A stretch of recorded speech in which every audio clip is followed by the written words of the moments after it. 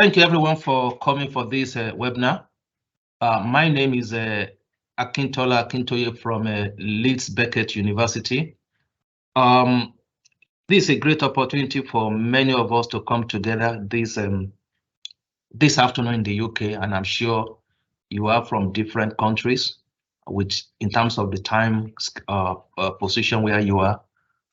Some of you might be late at night, some of you early in the morning. Again, wherever you are, I would like to say thank you for coming for this. This particular event is a webinar organized under the banner of CIB.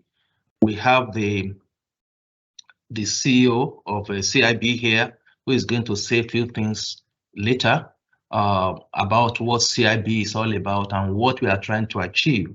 But here, this is organized by the CIBW122, which is public-private partnership. And what we are trying to do today is just to revisit the impact of a public-private partnership and also how we can use this to be able to accelerate the development, particularly around smart city, and also in terms of sustainable infrastructure development. That is what we are trying to achieve. And I'm sure you will have opportunity to contribute to that. In terms of the discussion that we are going to have, is about accelerating smart city and sustainable environmental development through public-private partnership. And also we have the coordinators of public-private partnership. They are here. Again, they are going to be leading on that. I have my coordinator, Professor Mwan Kumaraswamy is here, and is going to be part of this, is going to be leading some part of this presentation. And also Professor Giovanni from University of Washington, USA is going to be joining us as well. It's good to see all the speakers here. They are all of them, all the 4 speakers, they are here. We have speaker from Hong Kong, we have from Brazil, from USA, from India. It's a great opportunity to see all of them here. Few years back, we produced this book on public-private partnership, again under the banner of CIB. And what we were trying to do there then was to look at a global review of PPP, how PPP has developed globally. We had contributions from many countries to be able to speak to the development in their country and what they are trying to do. And again, we know that PPP can be used to accelerate development. We know that. And there are many countries, whether you are developed country or developing countries, where you are trying to bring in PPP to be able to accelerate development. And also in terms of growth, in terms of infrastructure. We think that is still there, but from our speakers, we should be able to hear from them how this can be used to be able to accelerate development and also economic growth as well, where the public and the private sector, they come together to be able to develop infrastructure. And what we are trying to do through the CIBW122 public-private partnership is to look at this global development, to be able to bring people together who can debate the impact of public-private partnership. There are some benefits that we do see around public-private partnership, and also there are some constraints and challenges that we do see. But how can we overcome the challenges? And also how can we benefit from this? These are some of the things that we can discuss, and also we can debate as well. Again, I would like to welcome each and every one of you to this event. Something I also need to mention is that this is going to be recorded. Please let us remember that, because we'll be able to share this information with you as well. And also not only with you, for those who will have been here and they cannot be here for one reason or the other, that information will be there for them to be able to use as a kind of resource around public-private partnership.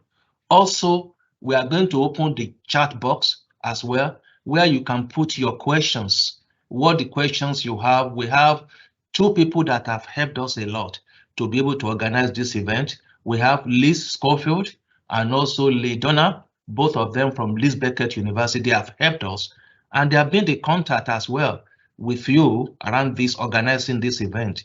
So they are going to be here with us. They are going to be looking at the chat box to see precisely what you have said, and then they are going to be making that available to the presenters specifically. If you have questions that you want them specific speaker to address, please put the name of the speaker there so that we know who is going to address that. Later, they are going to be reading the questions to us so that we can address some of the issues that you have raised. Please make use of the chat box a lot, because we are going to be using that. So what I'm going to do presently now is to invite the Chief Executive Officer of CIB, Don Ward, to say a word of welcome, and not only that, to let us know precisely what CIB is all about. I think he's in the best position to tell us what CIB is all about. Okay, Don, please, can you take over? Well, thank you for that introduction, and may I add my welcome to everyone to this event. My appreciation to the coordinators of CIB Working Commission W122 and to the organisers at Leeds Beckett University. Thank you for all your efforts, and I hope it's a valuable session for everybody. What I'll do now is share my slides. I hope they're coming onto the screen any minute now. I'd just like to say a few words in recognition of our platinum anniversary, our 70th anniversary year. We're proud of that history. It's an important legacy, I hope, that we are providing and which we need to build on for the next 20 years. We were formed in 1953, therefore, originally as Conseil International du Bâtiment, forgive the awful French accent, renamed 25 years ago as the International Council for Research and Innovation in Buildings and Construction. I find it a little bit easier to think of us as the global platform for collaboration for innovation in the built environment. I don't mind which version of CIB you use, but our origins are around the post-war rebuilding of Europe under the auspices of the United Nations, and there's just a few little landmarks recorded here, really. The first World Building Congress was held in 1959. By the time of the 1970s and the oil crises and so on, that saw a huge growth in research in subjects like energy efficiency of buildings. By the 1990s, we were into the subject of sustainability. Energy efficiency became sustainability. We launched the student chapters. Scope widened more and more. Many management issues like PPP, like legal issues, like procurement. And then, of course, in 2020, we got the global pandemic, and that has affected the way in which research is carried out, the way in which we carry out events, and so on. I'd just like to give you a few highlights of what we're doing these days. I think we add value for research in three different ways. First of all, and most importantly, by providing a global network for collaboration between researchers and those interested in applying research through primarily 40 of these expert working commissions, one of which you can see in action today, and they are typically running conferences or webinars like this, producing publications. And every 3 years, we all come together in the World Building Congress, which I'll mention at the end. The second thing we do is support tomorrow's talent. So through our student chapters, we're very keen to bring in PhD students and early career researchers into the network so that they benefit from being able to meet with their peers and with, the leading experts around the globe. And we campaign on issues which matter, which affect research, whether that's research funding, whether it's the way in which impact is measured and assessed and promoted, particularly with the industry and with governments. There are 40 working commissions, as I've mentioned. W122 is actually the newest of all, the newest but one. The newest one is People in Construction, W123. But they date back. Some of these have been around to the best part of 70 years. And they really do cover topics as widely ranging as different kinds of material, management issues such as those I mentioned earlier.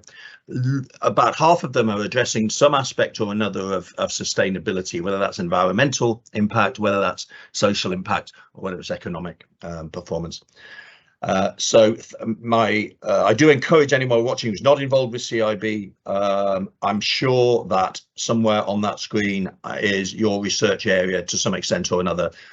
Do contact us. We're happy to connect you with those people involved.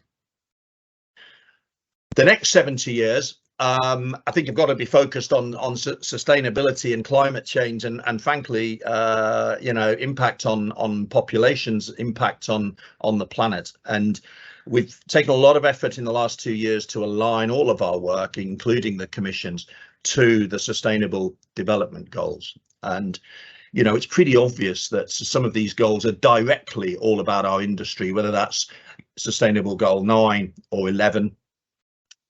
But there's plenty where we've got challenges in the industry which we need to face up to, and where we need further innovation to improve our performance.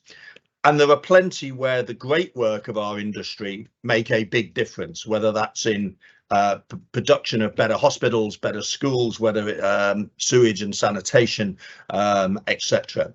So I think you'd find that pretty much all of our work impacts on the sustainable in one way or another. So I do think this is a fantastic alignment for us. It takes us back to our roots in the United Nations, and I commend the goals and a mapping towards these goals and understanding of how anyone's work is contributing to them as a great way of communicating what we do beyond our own small communities. Let me close by highlighting the World Building Congress held in Melbourne in 2022, very much as a 50-50 online in-person event because of the legacy of COVID. The 23rd one we hope will be much more face-to-face. We're targeting for there to be over 700 people there, and it'll be in Indiana, near between Chicago and Indianapolis in May 2025. I hope to see as many of you as possible there. There's more information on our website, and the call for abstracts will open towards the end of November. So not long now. Get your thinking caps on in terms of the paper you want to submit for that conference.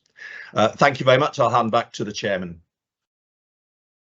Okay, thank you, Don. We now go to the presentation. Again, thank you for that. I think for many of our guests, they know precisely what CIB is all about, what we are trying to achieve, and the goals around the Sustainable Development Goals as well, how we are addressing that. Now we have the presenters. This is going to be anchored by Muan, who is going to be leading on that. So Muan, I leave you to that. Hello, thank you, Akin. I hope everyone can hear me. And I don't know whether you can see me or not, but if you can't see me, it's no big loss. Welcome and good day to 71 people who are already participating, and we expect more because more have registered. But we need to move on. We are actually about 5-6 minutes late, Akin. So I think we will, unless you say otherwise, Akin, we will proceed with the same 15 minutes per speaker, and you may decide what to do about whether you're going to cut down the Q&A or this panel discussion, or whether we are going to extend. So we have 3 options: by extend by 5 to 7 minutes, whatever. Okay, so without further ado, I would like to invite first speaker. The bios are already seen by those who registered or could have been seen, and I'm told that they're available on this Teams meeting. If one really wants to see them, just send a Q&A.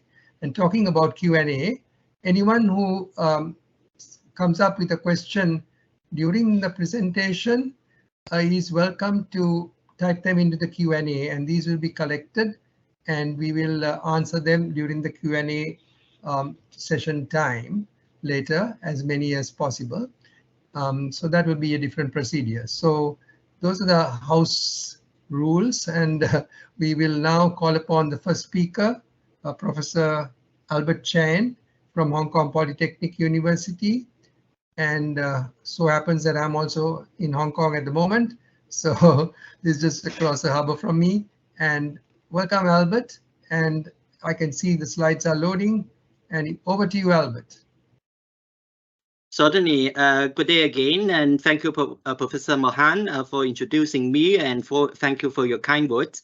And it's my great pleasure to be able to be here to share some of the information with colleagues in CIB. The topic that I'd like to share with you is an integrated, optimized approach to risk assessment in public-private partnerships, the potency of systems thinking.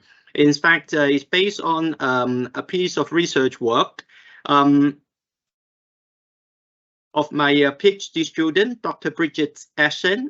She completed her PhD degree last year, and she is now a full-time academic in Glasgow, Caledonian University in the UK.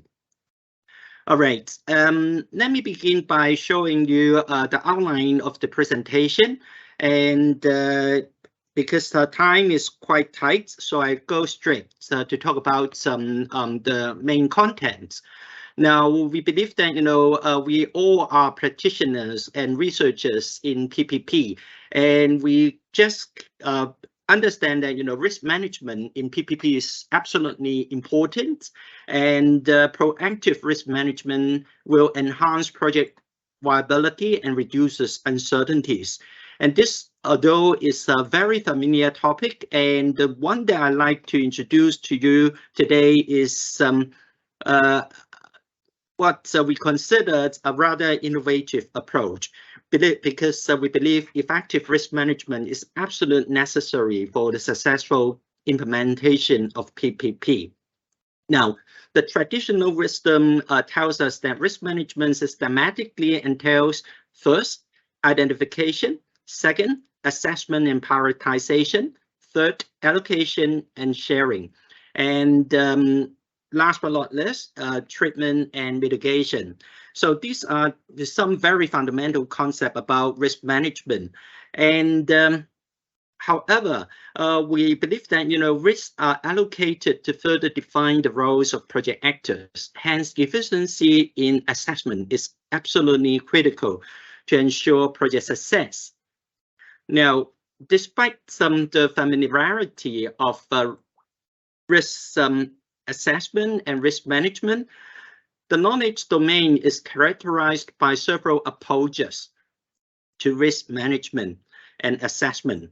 However, these methods tackle the risk factors autonomously, and what we like to introduce is practical experiences tells us that project risks in PPP do not occur independently, but rather in reality they have rippling effects or causal sequence. So instead of looking at risk factors individually, what we are proposing here is, why don't we look at risk holistically and try to identify and understand the causal relationship of each individual risk factor so that we can have a much better understanding.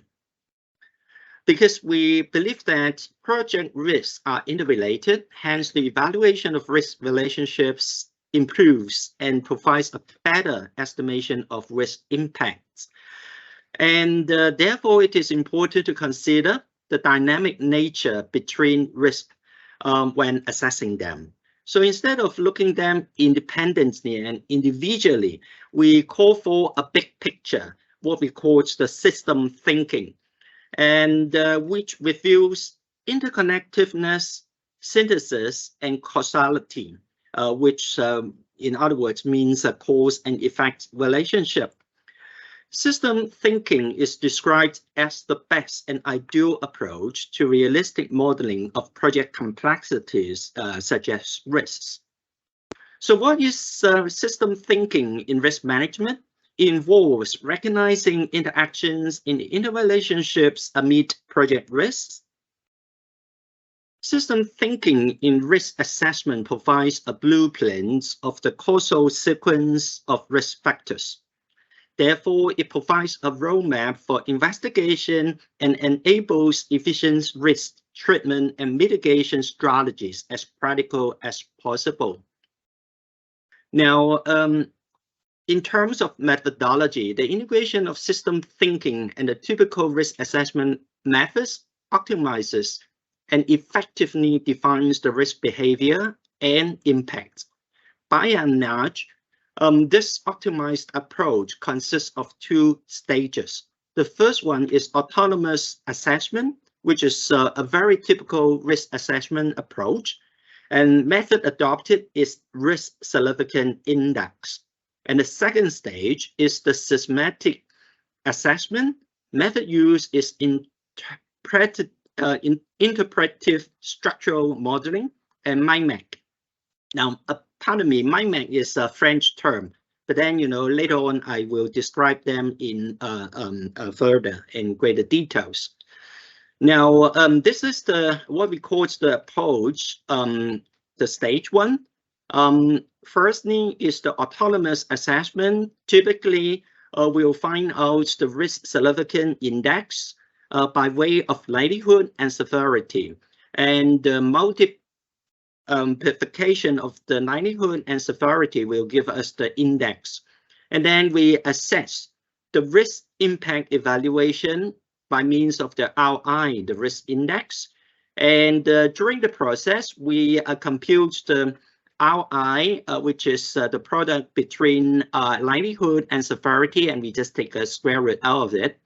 And from there, we can identify the critical risks, and which is, in fact, the most common method of risk assessment and risk management.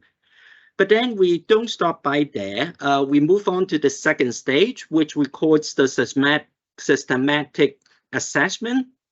And we base on the interpretive structural modeling and the MIMAC approach. We managed to find out and ascertain risk relationships and behavior. And as I mentioned earlier, risk will not happen in isolation. They do have the rippling effect. One risk factor may have an impact on the others. And so this approach will enable us to have a holistic picture to understand the causal relationship of these risk factors. And we also call upon the expert judgment. And at the end, we managed to identify the risk hierarchy. Now, I would like to use a case scenario to illustrate how this new approach can be implemented. This is based on a case study from the Sino-Africa Translational PPP between Ghana and Nigeria, in which we have resourced to over 170 respondents, and we managed to identify 33 risk factors.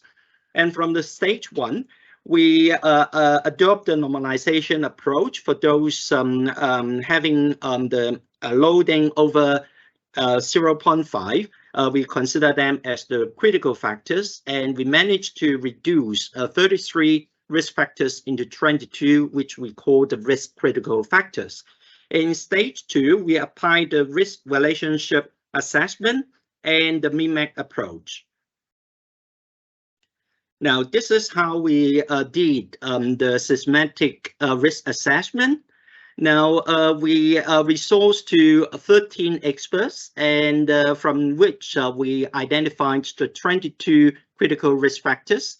And moving on next is to use the structural self-iteration modeling, which will enable us to adopt the VIXO approach, and which by and large is to convert those opinions into a matrix.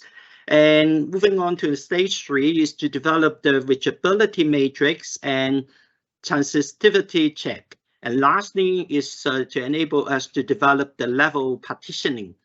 Now, pardon me for moving on a little bit quick because time is not on our side. And this slide will illustrate the process of the computation and also the results of the computation, which enable us to define the 22 risk factors into 3 levels. The first level is project implementation risk factors. The second one is regulatory and political governance. And the third level is the force majeure. And one point I'd like to highlight is the higher the level, the higher risk influence. In fact, by applying the min-max analysis, it further enables us to define whether the risks are independent in nature or linkage in nature, autonomous or dependent. By having a four-quadrant approach, it will enable the project managers to have a much clearer understanding of the risks and the inherent implication. So this method incorporated expert judgment and establishes direct and indirect risk causal sequence, and critical risk factors are determined, and the analysis further describes risk behavior to facilitate practical solution. And feedback relationships can be further analyzed, and by having this level partitioning, it will enable us to develop a hierarchical structure for risk prioritization so that we can put more resources on the higher level risks. And it provides a template for early warning signs, and the method determines the root causes as well. For instance, the study's finding identified force majeure as a root cause, where COVID-19 is a practical example. By way of conclusion, we believe that system thinking for risk management in PPP is the way to go, and there's a lot of prospects in digital era. Machine learning and AI applications can be further developed to automate risk analysis and real-time monitoring with digital technologies for early detection, and also by adopting the advanced modeling of systems to create more sophisticated model of complex risk assessment rather than just relying on the autonomous approach. And the data-driven insights can enable us to understand risk systems behavior and the dynamics through big data analytics.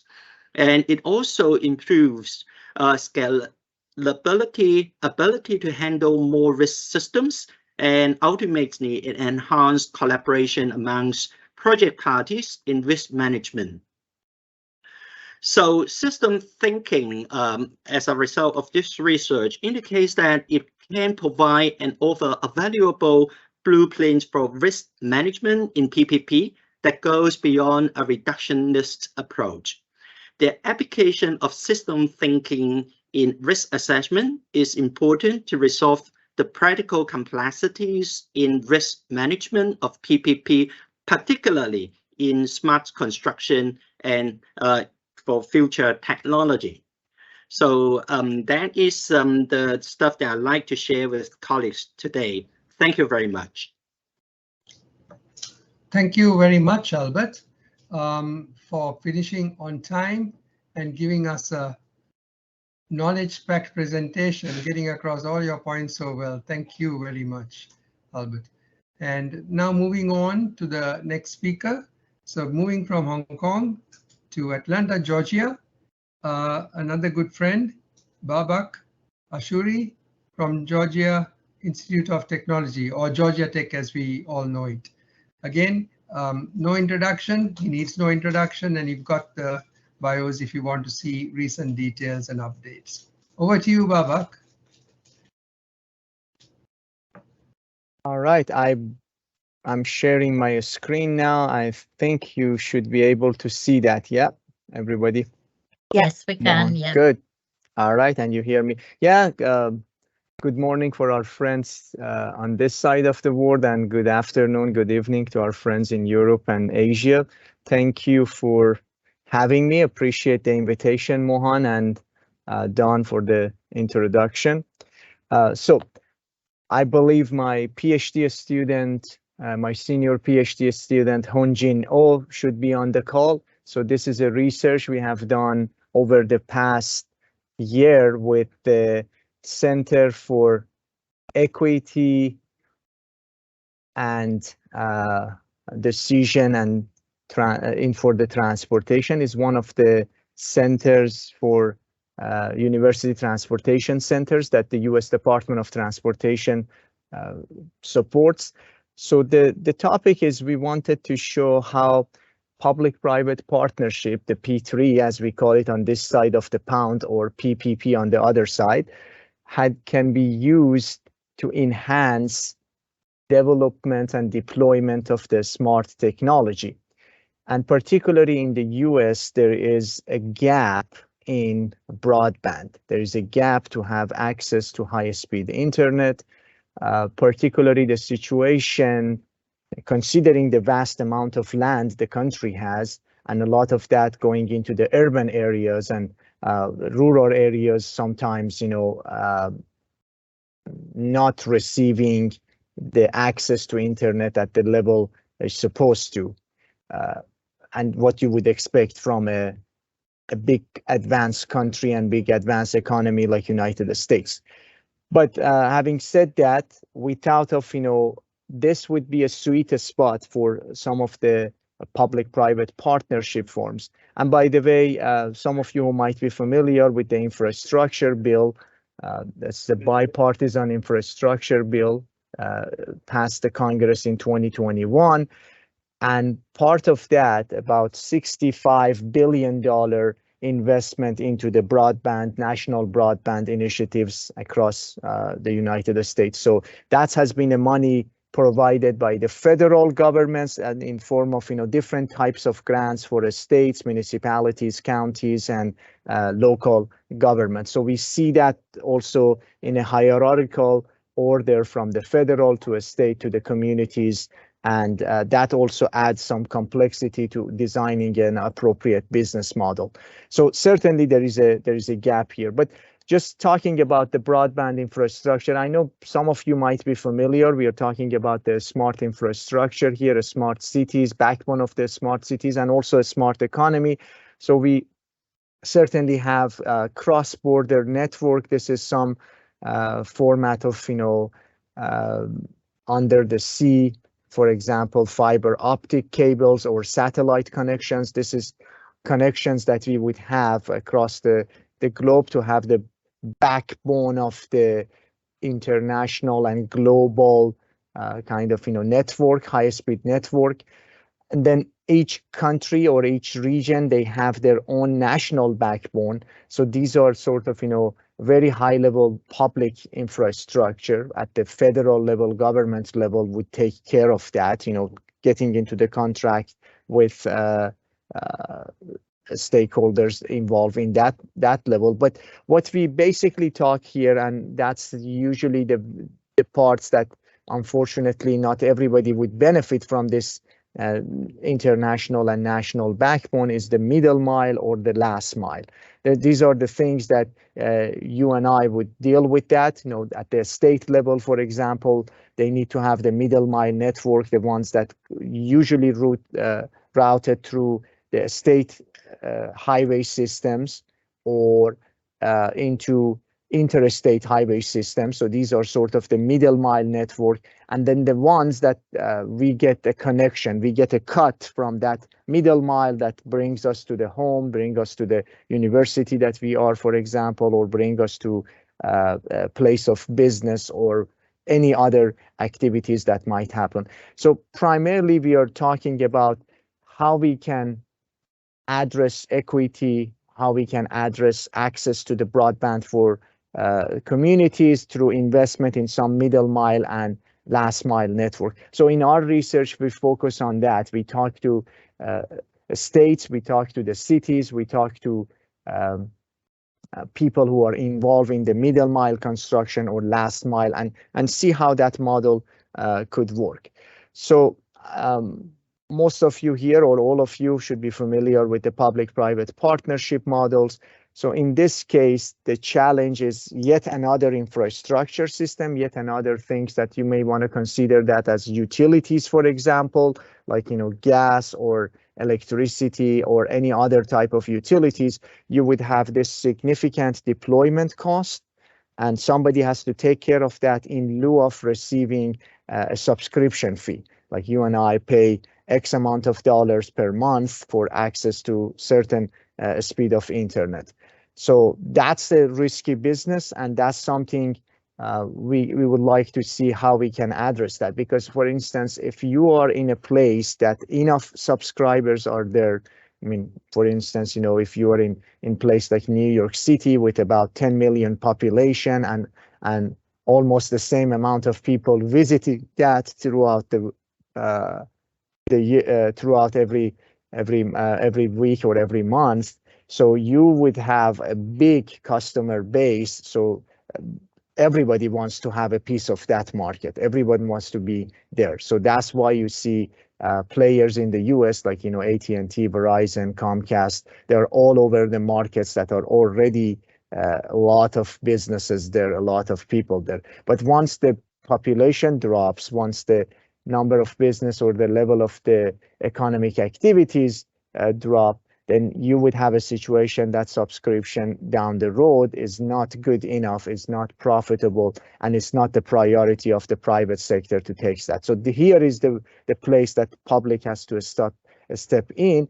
And what we are arguing here, probably a smart public investment and utilizing the resources and the skill sets that the private sector has would be something that beneficial for the end users in this case. And like any other type of public-private partnership, we are dealing with many stakeholders here, several stakeholders, and each of them comes with their own sort of, you know, purview. When you have a state and federal, they are regulators. They are forming sort of, you know, antitrust law. For example, they want to provide enough competition in the market. They want to make sure there is no monopoly in the market in that way. And later on, I will talk about that. Unfortunately, a lot of places in the US, a lot of homes or businesses, you only have one, possibly two choices. Very, very few people in the US would have more than two choices to get, you know, internet at home. Or at their place of business, so the sort of the cable ones. But they're not enough. You know, you're only looking at the local governments, because the middle mile and almost everything that are related to the last mile happens at the local governments. So they come with their own regulations, with their own way of doing business. Part of that is acquisition of the right of way, for example, or having access for easement or access for maintenance of the cables or anything like that. So those are other parties involved into that. And here is the difference in the US compared to some other countries, to the best of my knowledge. The property right is in the Constitution in the United States, and all the states have equivalent of that. So when you're looking at this right of way issue, then you would realize, yeah, I mean, there's so much you can do. You have to have a fair negotiation about the fair market value with the stakeholders there in order to build your network.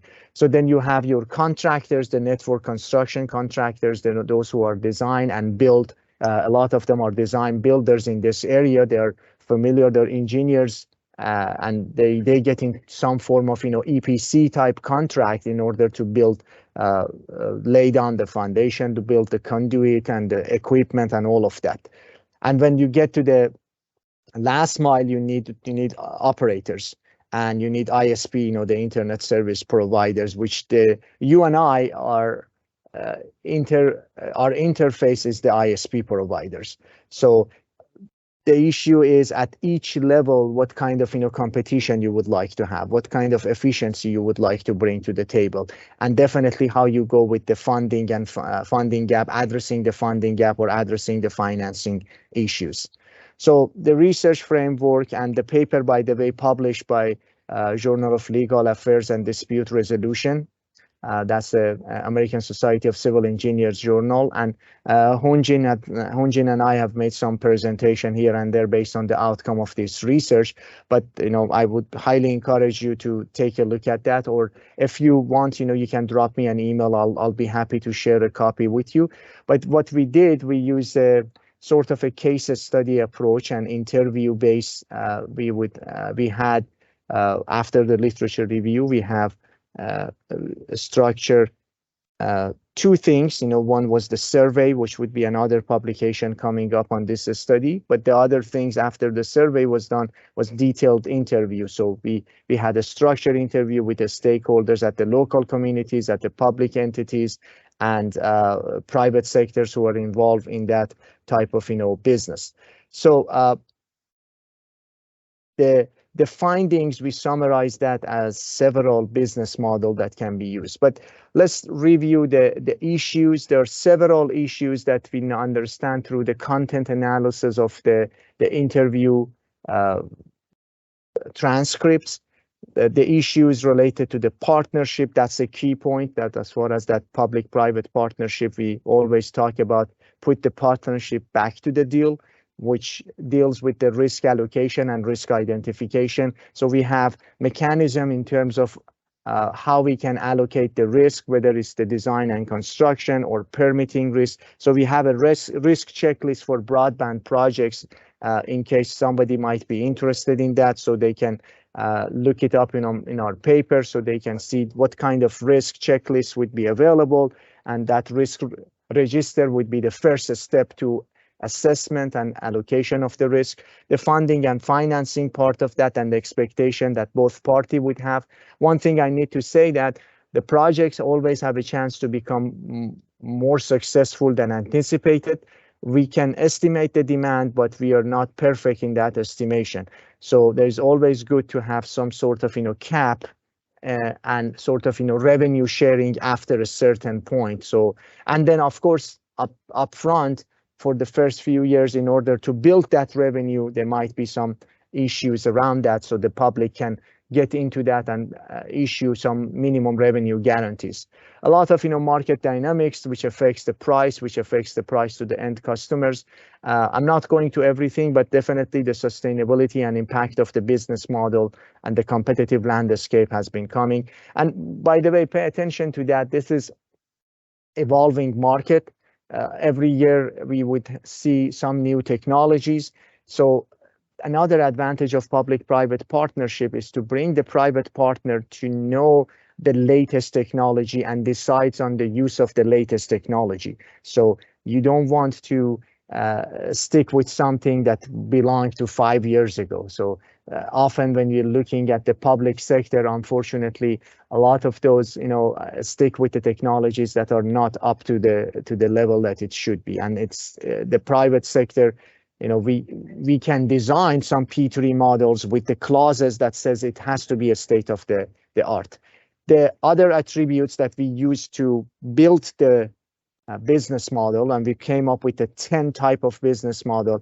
It's about the technology layers, whether they're vertically integrated or more of a horizontal, the funding source, the sharing between public and private, whether it's open access or not. For instance, many cities like San Francisco, for example, they had that open access because they believe it's the backbone of their economy and also their backbone of their support for any group of people that are enfranchised, underserved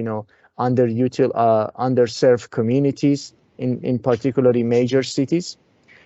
So I'm not getting into the details. So we came up with the 10 business models that we noticed, and there are case studies around each of them, except one that could be potentially on paper exists, but we haven't seen any examples of that in the US. So as I said, the attributes here is how you fund the project. Some of them are totally funded by the private sector. Some of them are totally funded by the public. But we have jointly funding of the projects, which is, a sweet spot for a lot of this public-private partnership. Then we're talking about the ownership. On one extreme, you have a business model that's completely funded by private and owned by the private entities, but we have some joint ownership. And then on the another extreme is completely owned by the private. Operation also, extent of operation, we have the spectrum of joint operations or all the way public versus the private. And then whether the project has any mandate as far as the open access, because once you have the open access, it affects your future revenue. And here are some examples here, and then the technology layer, whether the vertical integration all the way, or is anything that is only part of that goes into the place. But the sweet spot for the public-private partnership is to find a way to jointly fund the project, because you want your private sector has a skin in the game. So you want to see some equity at risk in the project. So that's a good way to move forward. But at the same time, you want to make sure that they understand that there is revenue down the road. And then there is another issue about the ownership of that, whether middle mile or last mile. On the last mile, you can rely more on the private sector, but middle mile is more that the states and communities can do that, because they own a lot of the assets already in place, or they can use the conduit that they can lease to the private sector. So it looks like, you know, the best way on the middle mile is for a states or a cities take care of that, but for the last mile rely on the private sector. So the private sector comes and sort of, you know, lease that middle mile. And then the network operation and ISP, it looks like the private sector is better in terms of customer service, in terms of running promotion, in terms of making the customers happy overall, because that's their business and that's let them compete in that front. But middle mile is a lot of risk as far as, you know, utilities coordination, railroad coordination, underground condition, design and construction issues that would be better served by the public sector and more of a public sector involvement. Overall, sorry, you know, sorry to interrupt, Baabak, but we are a little over time. So yeah, this is my last slide, Mohan. Yeah, oh, great. I'm done, almost done. Yeah, so the risk factors that, you know, I told you about that. To summarize, you know, of course, the ownership, there would be issues around that. You want, as on a public sector, you want to make sure the market is not getting into the as far as competition, monopoly. You know, you want to stay away from that. So as much as you can open up, particularly on the last mile. The capex at risk, that would be another major issues. The revenue risk would be something, you know, how you can come up with the revenue sharing strategies. And of course, there are some markets that you already have some incumbent, and there is a challenge for addressing that part. And of course, this is a new industry in the US, relatively new in terms of deployment at this scale, particularly in the rural areas, which may not have that workforce. So we find out a lot of, you know, workforce training could help. By that, you know, thanks for the opportunity. Here is my contact, and please reach out to me or Hunjin, and we will be happy to talk further about that. Maybe we ask some questions at the end of this presentation too. But yeah, thanks CIB for having us. Thanks, Baabak. That was great. And sorry to have interrupted, but I mean, I wish we had another 5 minutes. Yeah, so it was a very interesting and relevant, I would say, case study. So thanks for that. I'm sure there'll be questions on this particular aspects. Thanks for giving us that example. And over to the next speaker, another good friend, and would have been my neighbor, except that I came over to Hong Kong. And in fact, we were neighbors on the same corridor not too long ago when I was visiting IIT. So over to Ashwin, Professor Ashwin Mahalingam from the Indian Institute of Technology. So thank you, Mohan, and thank you so much, CIB and Akin and Don and all of you for inviting me here. First of all, it was a pleasure to listen to Albert and Baabak, and I'm happy to share a few of my slides. My presentation is a little bit different in the sense I'm not going to present research like Baabak and Albert did, or in other words, I'm not going to present a single research paper. I'm going to present a few thoughts that come from multiple, research papers. And the topic I'm going to talk about is on sustainability and PPP, sustainability, sort of sustainable cities, smart cities, and so on. And this is also very topical because just a few days ago on Saturday, my university, the Indian Institute of Technology, Madras, just launched a new school of sustainability, which currently I've been asked to head as well. So this is now front and center of the way we think about things. So PPPs to me are a tool that can be used in a variety of situations. So, they've been used to build infrastructure, they've been used to provide services, and they can certainly be used to bring about greater sustainability. The question is not, are PPPs, let's say, appropriate for sustainability? The question is, what do we have to do, or what kinds of PPPs might be appropriate under what kinds of circumstances and so on. So I want to see if I can answer very briefly 3 issues, right? First of all, I want to talk a little bit about how we've tried to bring sustainability into PPPs in the past. Second, I want to flip it around and say, earlier we had PPPs and we were trying to make them sustainable. Now we have sustainability projects for which we would like to bring together PPPs, and what are some of the considerations. And then finally, how do we sort of look at the sustainability of PPP? So these are 3 separate threads relating to sustainability that I wanted to talk about. So the first one, sustainability in PPPs. So PPPs have been around for several centuries, actually. I know since the 80s, there's a new fillip for PPPs fueled by things like the Private Finance Initiative in the UK, taken up by several countries around the world, including India, the United States, etc. And one of the things PPPs have been used to build roads and bridges and power plants and prisons and you know what. So one of the key issues has been, while we want to bring private finance to the table to build all of this infrastructure, how do we actually ensure that we also bring sustainability in? And there have been a few efforts that have been undertaken. One that I'd like to sort of highlight as an example is this notion of the equator principles that a number of banks put together. So a number of banks came together, I think in the late 1990s, early 2000s, and said that lenders had the greatest responsibility to ensure sustainability in PPPs. And the idea was that they would put together a certain set of principles which projects had to comply with if those projects wanted to apply for project financing or funding. And those conditions would ensure that environmental sustainability was taken care of, social sustainability was taken care of, and so on. Right. And the idea was that banks would not lend to projects that did not meet these considerations, or perhaps that the lending rates would be higher for relatively less sustainable projects than they would be for more sustainable projects. Right. So this was one among a series of approaches that people tried to bring in to address sustainability in PPPs. And so they were essentially taking existing PPPs and saying, if you're going to build a road, how do we make sure that it's sustainable? If you're going to build a hydroelectric power plant, how do we ensure that it's going to become sustainable? And these were some of the levers that were used.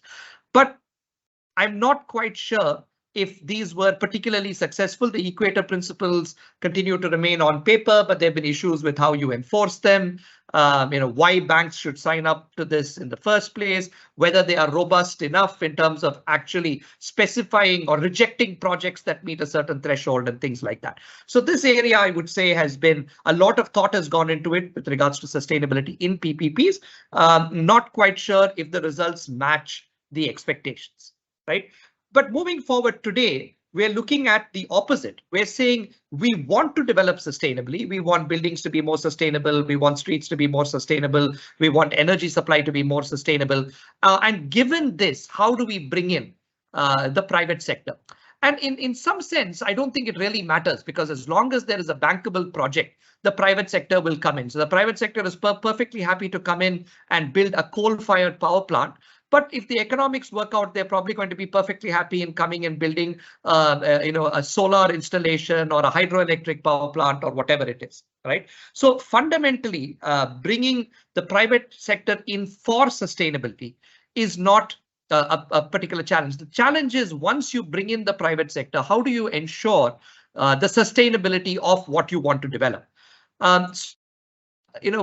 Public-private partnerships primarily achieve their objectives if those objectives are clearly defined and are quantifiable, right? So in the area of sustainability, there are now several tools and technologies that are available that allow us to quantify the impact or the outcome that we wish to receive with regards to sustainability. So I've got 3 images on the slide here.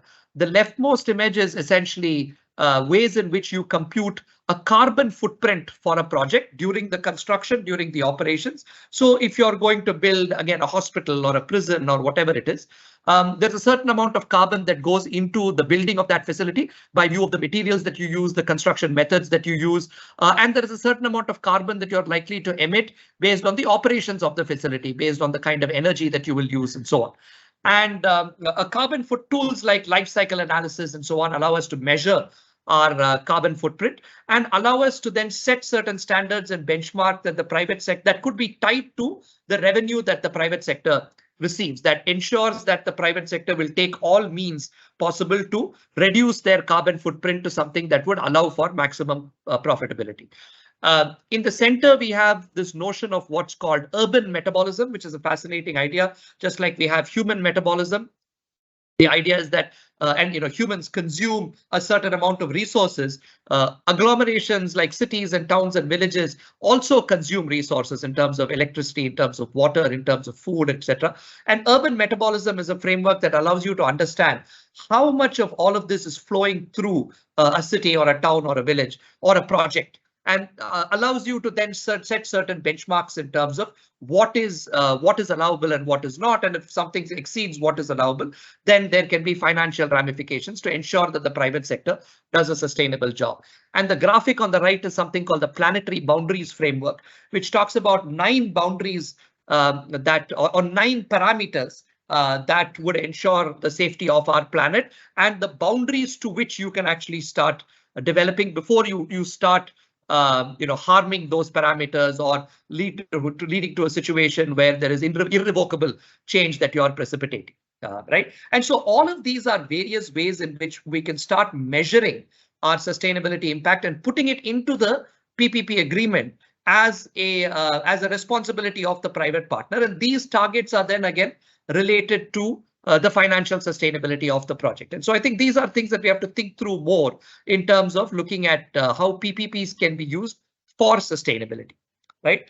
And the third thing that I want to touch upon before I close is that, we've looked at sustainability in PPPs, PPPs for sustainability. But once you've awarded a PPP, and assuming that you've sort of taken into account all of these environmental measures and you've sort of put them into your performance indicators, the KPIs for the project, and you've tied these to the potential revenue and the risks of the private operator, how can you ensure that the agreement that you've signed continues to sustain over a period of time? And this now comes back to some research that several of my PhD students have worked with in the past, which is how do you deal with uncertainties that PPPs will face over a long period of time? Again, a simple example is you have predicated your PPP on a certain kind of input that you think, on a certain kind of fuel source. But over a period of time, policy might change and that fuel source may no longer be available and might be then replaced by an alternative fuel source.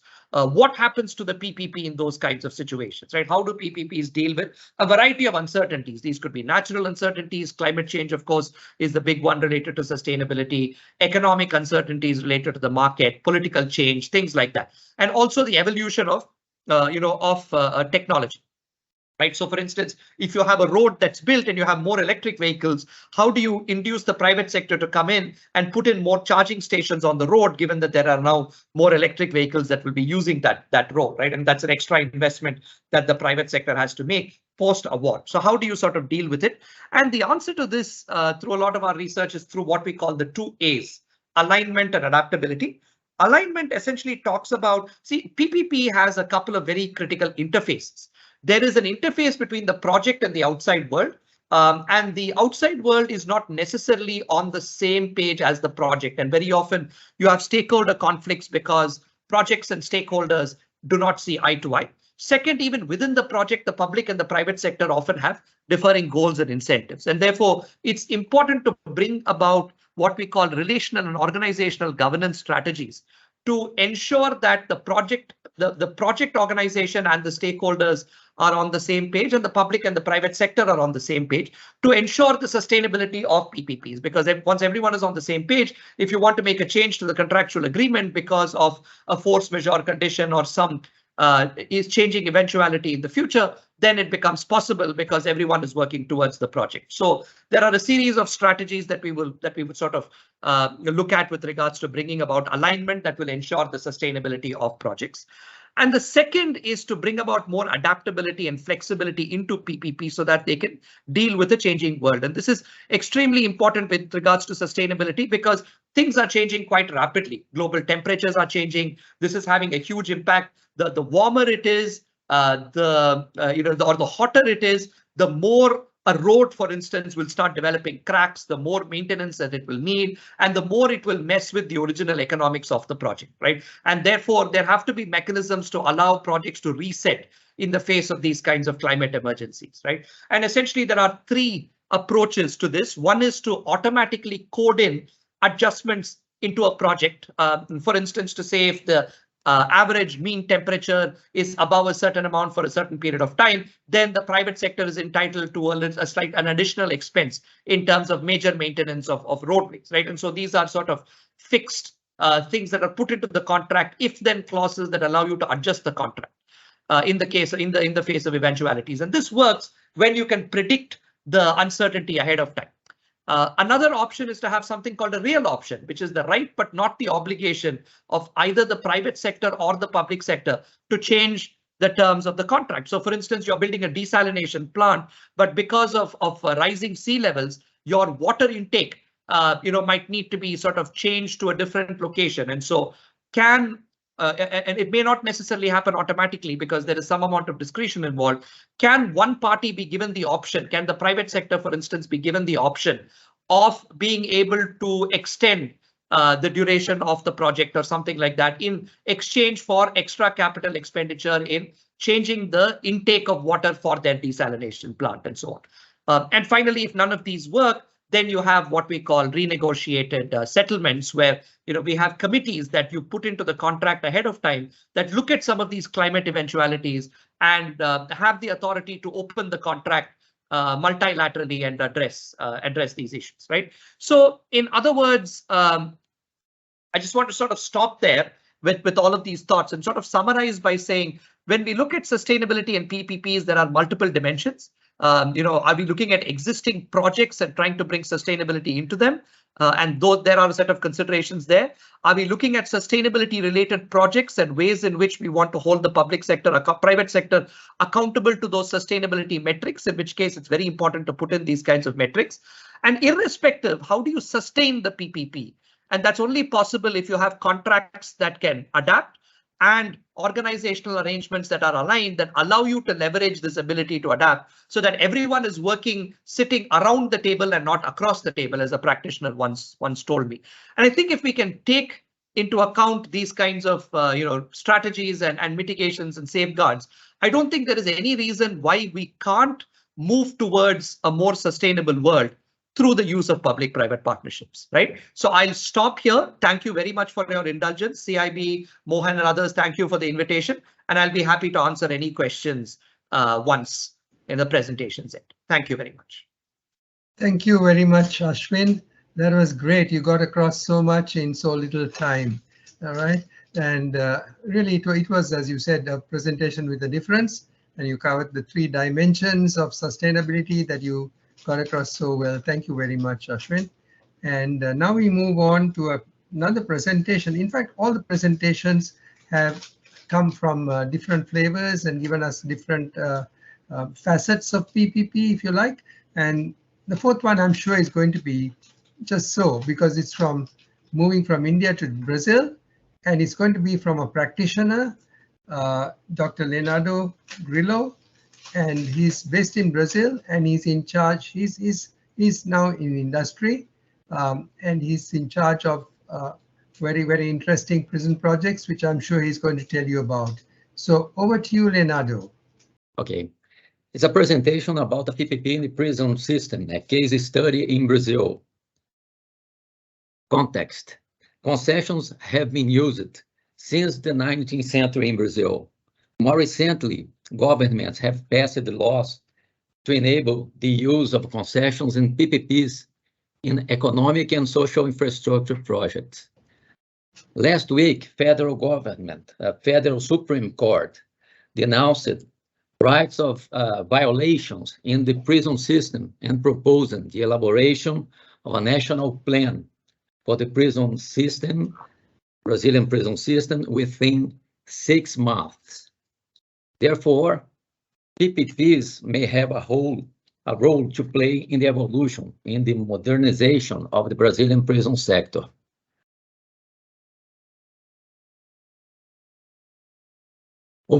Overview of the project. It's a single case study. It's a PPP in the prison sector. It's a typical DPFOM model in a 30-year contract. The bidding process took place in December 2008. The contract was signed in June 29. The first unit was commissioned in January 2013. The PPP complex is composed by 3 prison units that house up to 2,164 inmates. The project has, the concessionaire has about 700 employees and about 220 police officers work in the project. Let's talk about the responsibility matrix of the project. The private partner is responsible for the design, construction, operation, and maintenance of the project. The internal prisoner movement and monitoring, rehabilitation programs, and implementation of project infrastructure, access roads, water supply, sewage treatment.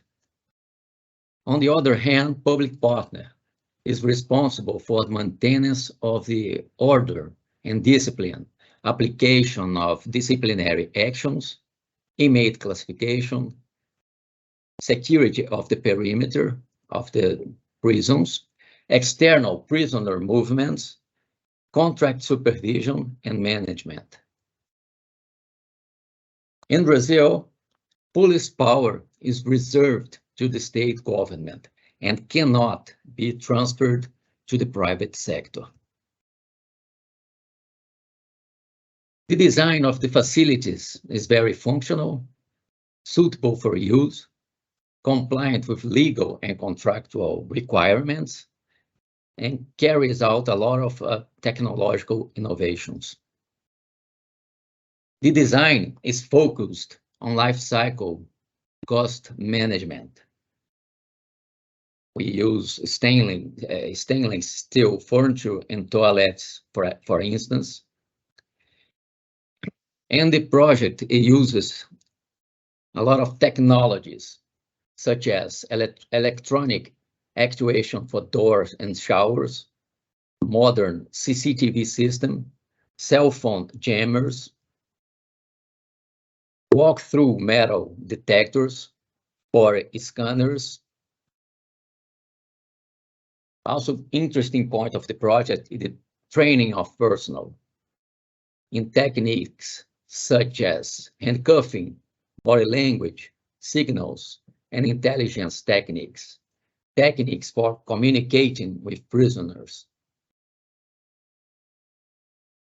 Training of building and forestry, firefighting. We have almost about 100 volunteer firefighters trained annually. Catering in a prison is also a major issue. We produce about 10,000 meals a day in our central services unit. We employ about 90 people and 25 inmates in the central kitchen. The concessionaire is also responsible for personal care and hygiene items delivered to the inmates. Concessionaire is also responsible for health care and the provision of legal services in partnership with the Public Defender's Office. A major responsibility of the concessionaire is the provision of education programs for the inmates in different levels: elementary education, technical, vocational education, and also higher education.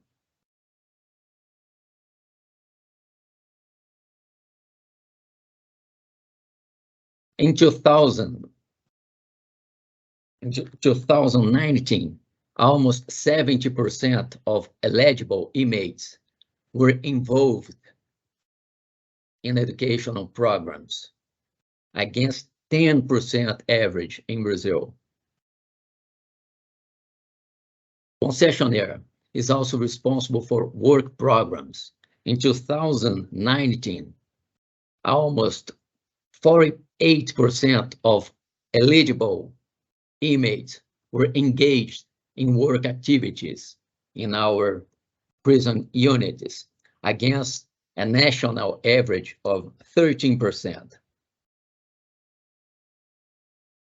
The PPP project has also a very comprehensive accountability. The PPP payment mechanism is linked to an availability and performance measurement system validated by an independent auditor. And the project has the supervision of the granting authority, the state auditor, Human Rights Office, Public Defender's Office, State Attorney's Office, Legislative Chamber, Criminal System Judges, etc. And the company has been audited twice a year by companies such as Grant Thornton, BDO, Ernst Young. So the level of accountability is very high.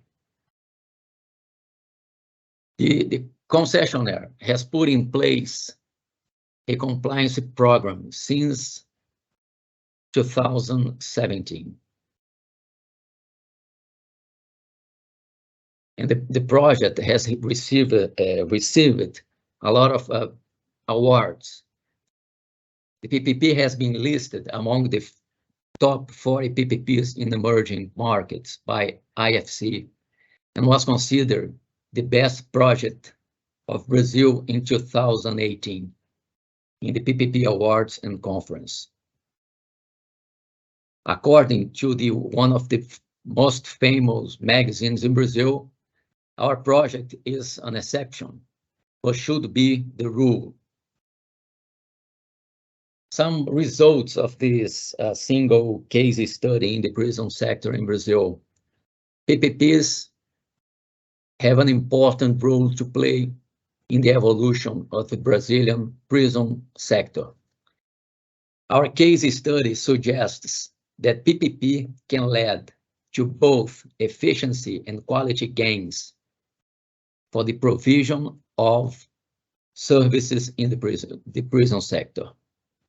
Fiscal and budget constraints have been a barrier to the replication of the model in Brazil. Let's talk about some risks, challenges, and opportunities for PPPs in the Brazilian prison sector. One major barrier for the development of PPPs in the prison sector is the lack of convergence, of alignment of the granting authorities' stakeholders on project basic strategic objectives. Lack of convergence of public and private partners on project strategic objectives. Transfer of risks that private partners cannot manage successfully, such as rebellions, riots, acts of indiscipline, escapes, and trial of drugs, etc. Another barrier is subjective performance measurement, leading to administrative proceedings and judicial processes. Unfortunately, this has been very common in Brazil. Risk of subjective performance measurement, since the independent auditor is hired by the granting authority in many cases. Slow and costly dispute resolution mechanisms. Lack of program and project assessment, so as to hinder investment decision-making processes and the allocation of public resources.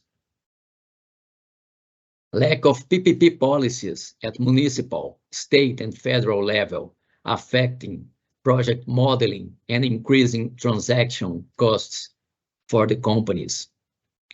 Lack of skills in project and risk management in granting authority, delaying contract in negotiations and claim management. And finally, ideological vision of groups opposed to the PPP, which not be confronted due to the lack of consistent program assessment policies. Thank you very much. Thank you for the invitation. I'll be able to answer questions. Many thanks. Thank you very much, Leonardo, for finishing in time, and also for a very, very interesting practical presentation on a certain type of PPP, which is not unusual. I mean, it's in other countries too with prisons. So you've given us the perspective firsthand. Thank you very much, Leonardo. And Akin, shall we move over now to the Q&A?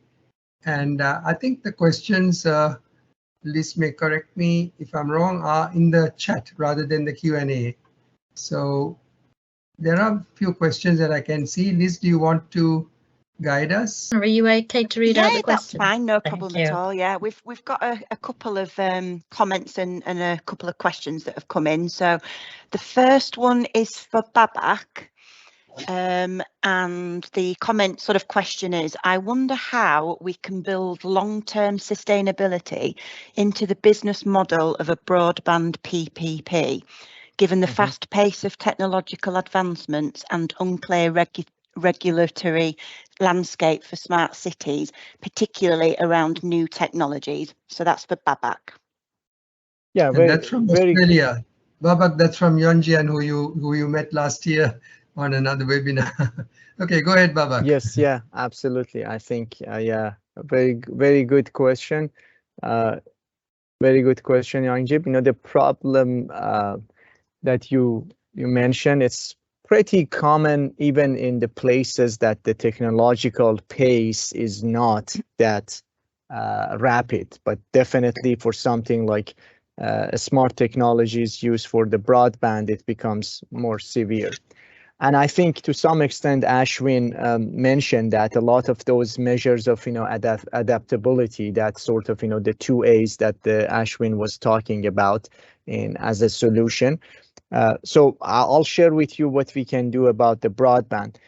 Definitely, you need to determine the level of service that you anticipate over the next 10, 20 years. You need to have a baseline. And part of that baseline, you need to define what kinds of changes you might anticipate. For instance, keeping up with the new technologies. And as those technologies become available, or as new regulations comes in place, what kind of risk sharing strategies we might have in place. And that's something, negotiating kind of, we're not kicking the can down the road. We just say that here are the rules of engagement when those things happen. And definitely the concessionaire is responsible for the baseline. So there is a baseline cost that would happen in year 10, year 15, year 20 for modernizing the infrastructure. However, when new things happens, the public sector can come in and say, yeah, I want upgrade here. And then they would evaluate the new cost and come up with a fair price for that and sort of compare that with the baseline, and the additional payment needs to be made in that case. I have to say, unfortunately, in the execution of that is not going to be that smooth, but we have to acknowledge we cannot predict every little thing that might happen over the next 30 years. So rather than that, we should focus on establishing a good baseline based on key performance indicators and level of service. And then once things change, whether demand increase, whether the other technologies becomes in place or regulatory changes are introduced, then we talk about that difference. We negotiate, and the private sector has to come to the table for negotiation, and the difference would be paid by the public sector. So that's what I've noticed in many of the cases around emerging technologies. Thank you for the answer, Baabak. Great answer. Right, next one. Could you read it out, please? It's from Dejan Simonovic. Ashwin. And the question is there consideration for transition to collaborative contracting rather than adversarial system we have now? Yeah, I think I'll answer that very briefly. I think there's a lot of research that's been done on collaborative contracting on things like integrated project delivery, alliancing, and these kinds of things. So I think even without PPPs, I think there is potential to transition to collaborative contracting. But the third P in PPPs we sometimes forget stands for partnership, which essentially is supposed to stand for bringing out the best of the public and the private sector. But the way we write our contracts, many of our contracts used to be extremely rigid. But the more we move over to flexible contracts, I think there is clearly a greater potential for collaborative contracting within the PPP framework. But let's also look at alliancing and IPD and all these other things as potential forms that we can bring in. Thank you, Ashwin. And if I may just add to that, your last few slides, in fact, rang bells with collaborative contracting for me, because as you know, it's one of my own pet areas. And you know, the things about like relational contracting. So all those principles of relational contracting I saw in your last couple of slides when you say that we've got to sometimes renegotiate contracts, so we've got to be flexible. All those are words that come out in collaborative contracting, relational contracting, and all the things you've said. Thank you. So over to Donna for the next question. Yep, the next question is for anybody on our panel to answer. So the question is, are there any national laws on PPP in the country that the presenters come from? We have a PP law here in Ghana. So I think all have to answer one by one. So we start in order. Yeah, Albert, would you like to go first in the country that you come from? All right, we are from Hong Kong, and there isn't such ordinance as such, but it's constituted on a project-by-project basis, like the Cross Harbour Tunnel, when it was the first ever PPP project built in Hong Kong, and they do have their own legal framework for it to comply. But in Hong Kong, there's also a government agency called the Efficiency Unit, and they are in fact the primary government authority to look after the regulatory requirements for PPP projects. So that is the current situation in Hong Kong. Thank you. Yeah, so the next, shall we ask Baabak in going in order of speakers again about USA? Yeah, in the US, we have a saying that if you have been involved in one P3 project, you have only seen one P3 project. So it's not, there's certainly efforts at national level, but there's no particular regulations or anything, because most of the capital project delivery happens at the state level, at the local level. So federal governments can design certain parameters, but yeah, there are some resources. For example, I am with the Build America Center. We are a center, a consortium of universities, Maryland, Purdue, Stanford, Virginia Tech, and Georgia Tech. We provide educational and research and any outreach related to the P3, alternative contracting methods, and innovative financing mechanism for infrastructure. So we help entities across the country as much as we could. We have workshops, we provide best practices, but at the end of the day, it's up to the state legislators, it's up to the local governments to decide one way or the other. But yeah, the parameters and best practices of that by the U.S. Department of Transportation defined, particularly the Build America Bureau, which the Build America Center is housed under the Build America Bureau. They are defining the best way for public-private partnership and part of investment grading for the project. I mean, in fact, if the project wants to receive a TIFIA loan, which many of these large projects have to get, that is a low interest loan provided for gap financing. So a lot of entities apply for that. So once they get to that, there would be some standardization because the project needs to be investment graded. So, and then therefore, yeah, you would have to follow a certain procedure. But yeah, there's not as much as we can see in some Commonwealth countries, or like, for example, in our northern neighbors in Canada, they have like Infrastructure Ontario or the Center for Public-Private Partnership, which is more cohesive. In the US is more kind of one at a time, and it's not just for transportation, then also other market sectors have their own sort of regulations. But yeah, good question. We love a standardization because on the research side, it helps us to compare and take notes and do a good comparative assessment across different sectors, across different regions. Okay, thank you very much. I can answer very quickly. I think in India, every state has most states have their own PPP acts, but we don't have an act at the central national level. And are they pretty compatible? Are they pretty similar, the different state acts? It's quite interesting because each state copies from the previous states and adds something on.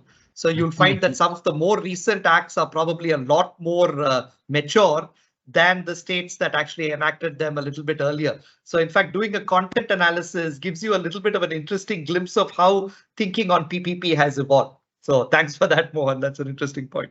Yeah, Ashwin, if I can just go one step further. So what if there's going to be a PPP project that straddles the first state that had the PPP Act and the last state that had the PPP Act?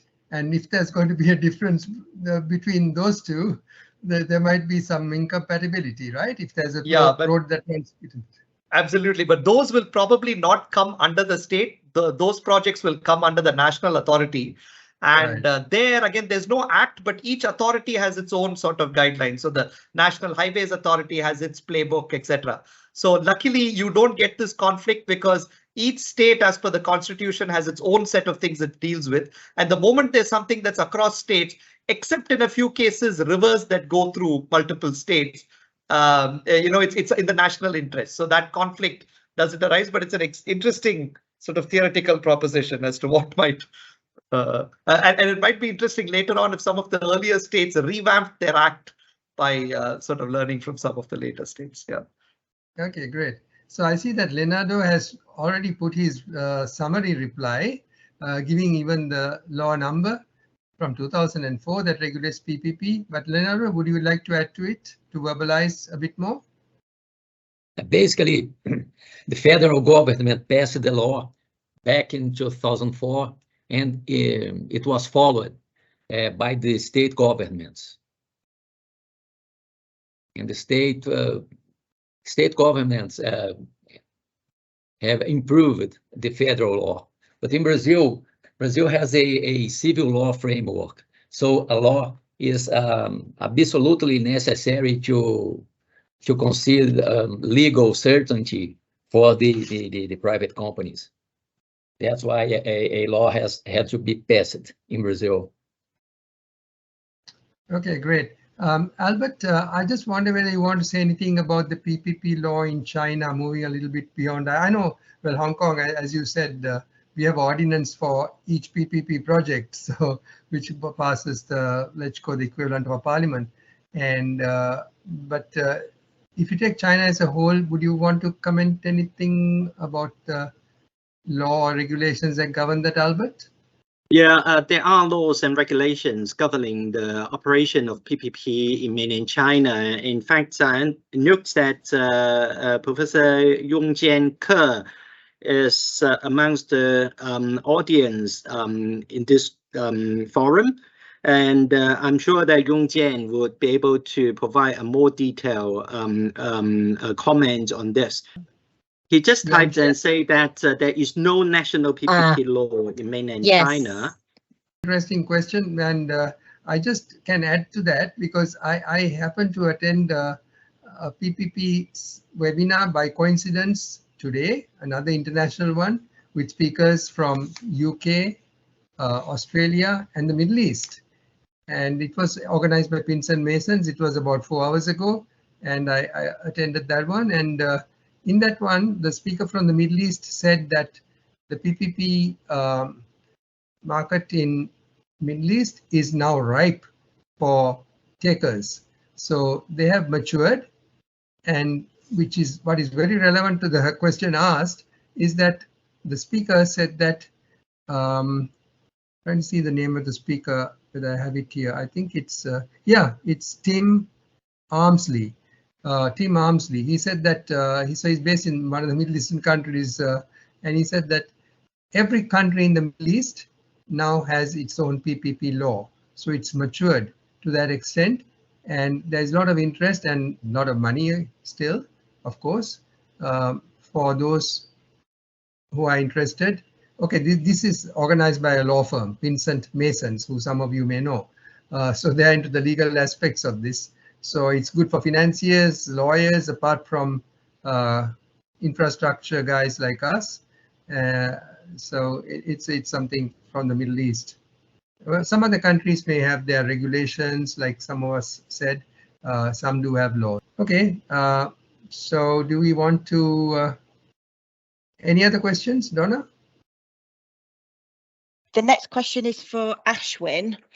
And the question is, how do you think this will make PPP attractive to private sector if they have to be responsible for the carbon footprint in the contract?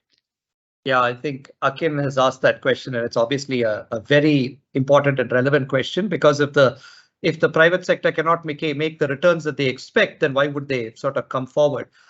So I think there are a couple of ways to look at it. One is, of course, they need to be compensated for what they're doing. So either user charges are set at a rate that compensates them, or if it's government paying some kind of a availability or annuity payment, those payments are also tagged to these kinds of costs. Or the private sector is given incentives such as being able to trade carbon credits that they actually save or earn in the market and try to sort of generate revenue as well. In some cases, you might naturally, if you're recycling water and so on, and you have more energy efficient buildings, things like that, you might end up actually saving money. So I think it's a mix of all of this. I think theoretically it's possible that the private sector can be incentivized to do this by an appropriate mixture of payments, expense saving mechanisms, as well as ability to trade on carbon markets and so on. But the devil's in the details. I think each of those projects, one needs to sit, work out, talk to the private sector to understand the kind of risk premium they're putting on these kinds of things, and then sort of see if you can come up with a concession agreement that will allow the private sector to come in without overburdening somebody else, like the government or the user. Okay, we have some more questions. The next one is for anybody on the panel to answer. So the question is, on sustainability of PPPs, why do debates centre around economic and environmental aspects while the social dimension is neglected? And that's for anybody to answer. I will hazard an answer at that. I think it's primarily because when you look at environment, economic, environment, and social, the ability to measure outcomes is more difficult as you go down that chain. Economics, I think we understand now how to do discounted cash flow calculations, etc. So it's easy to measure. Now with all of these tools in terms of life cycle analysis, etc., carbon footprints, we are starting to measure the environmental aspects. But I think the social aspects are really challenging to measure, and they're all these sort of interconnected. As Albert was saying, there's sort of a systemic nature to these kinds of things that is very difficult to tease out. And I think that's why we probably haven't gotten to that just yet. If I may jump in while other speakers are thinking of the answer. I mean, I'm grateful to Grace for asking this question because I too had a similar feeling a few years ago, well, many years ago. So 2008, I did publish a paper in a conference, and then we had a couple of students working on what we call the fourth P, the people.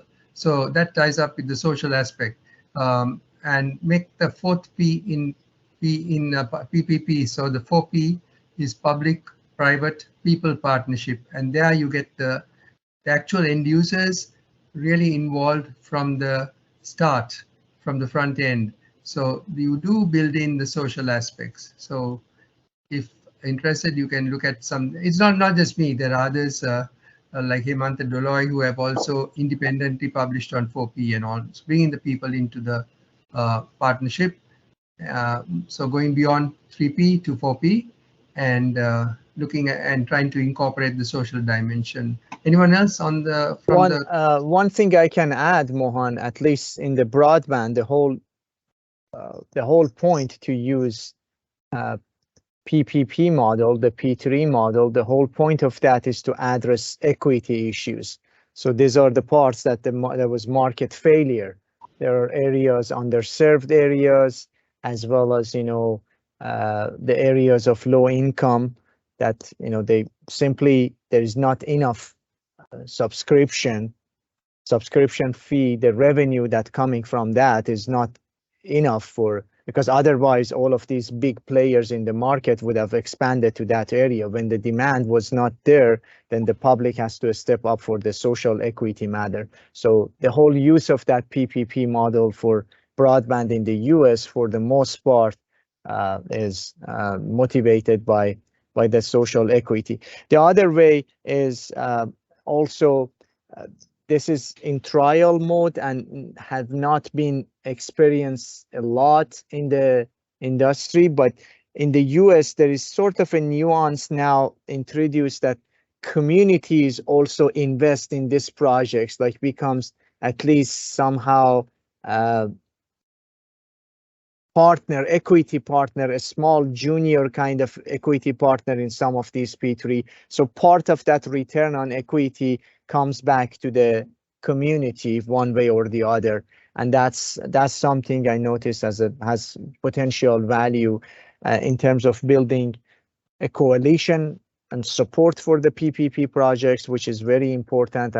And regardless of that, as a matter of the fact, a lot of the operators and P3 SPVs, they already invest a lot for community engagement and marketing the projects and sending the message to the community.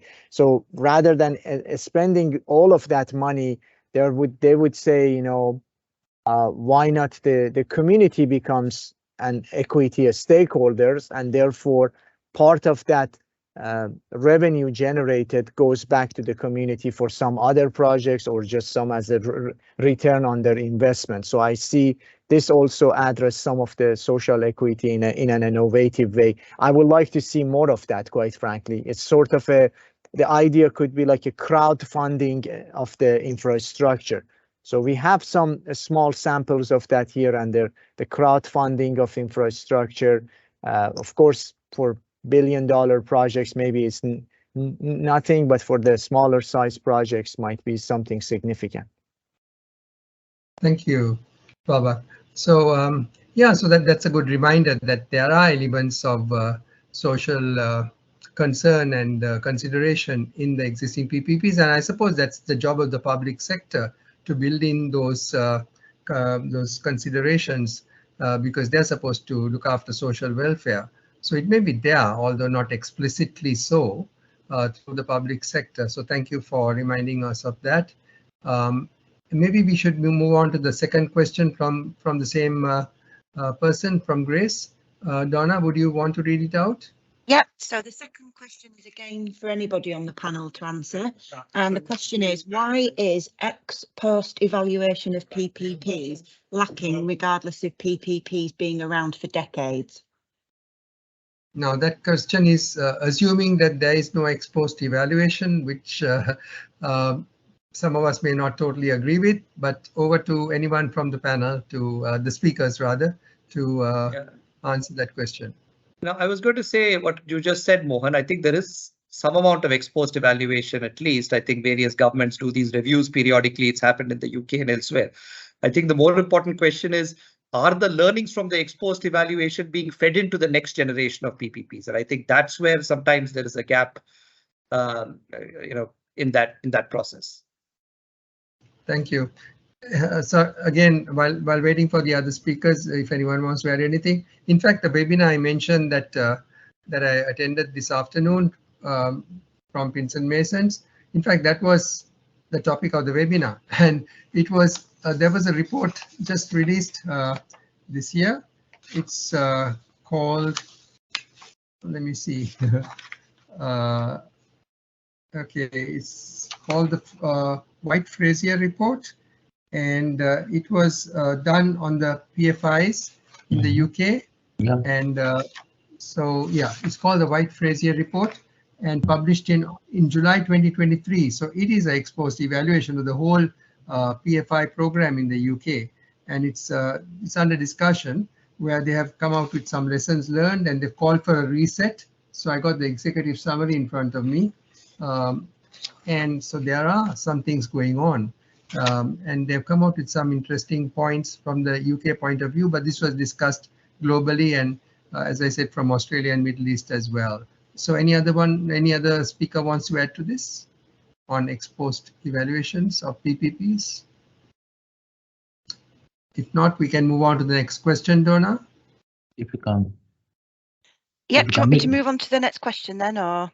Yeah, if you can have this as the last okay. last but one question so that we can finish. Yes. On time, yeah. Okay, Yes. yeah, okay. So next question is, can I ask if you believe that state-owned enterprises participating in PPP as government counterparties may be a sustainable business model or not? And that's open to the entire panel. Assuming when you say government counterparties, if I guess the implication is that they are the concessionaire, so the government provides a concession to a state-owned enterprise, in which case I think it sort of depends on the state-owned enterprise. In certain parts of the world, you have corporatized entities that more or less have their responsibilities to their own balance sheets and so on, in which case they behave more or less like the private sector and can bring in the efficiencies and all of that you want to get out of a PPP.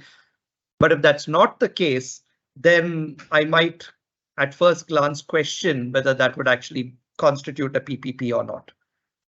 Again, it's possible that you see that a lot in China, where you see state-owned companies who are acting like private sector investor or contractors. You see that a lot. Maybe that is what you are trying to allude to.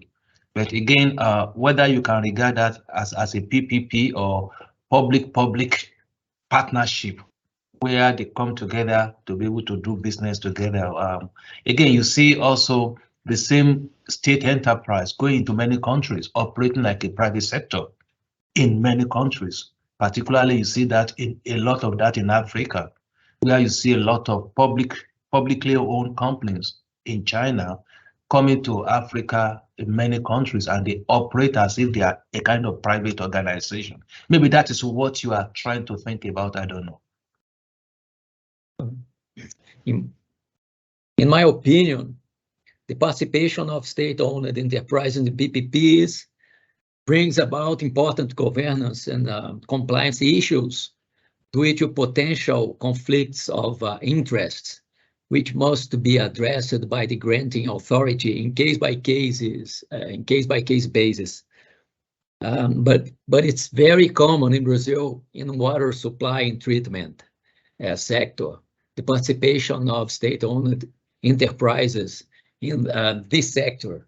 However, it hinders the competition process for the bids. That's why I think that the participation of state-owned enterprises in Brazilian scenario brings about some important governance issues. But in Brazilian scenario.